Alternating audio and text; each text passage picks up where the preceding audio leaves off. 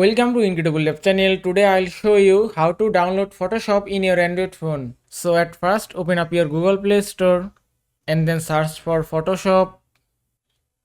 Then tap on Photoshop Express. Then tap on install. Now Photoshop will be downloaded and installed automatically. You don't have to do anything. Now just give it a moment to download it. And the download is complete. Now just go to your app screen and then open Photoshop.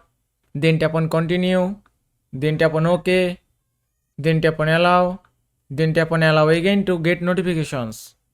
And that's it. Now Photoshop is ready for use. If I open an image, now from here you can edit your image. Now if you cannot use Photoshop properly in your Android phone, then just open up your Play Store again and then search for Lightroom, then tap on Lightroom, then tap on install. Now just give it a moment to install it.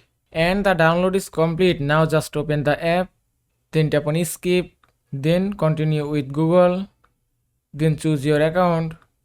Now from here type your date of birth and then scroll down, then tap on create account and give it a moment, then tap on continue again, then just close it.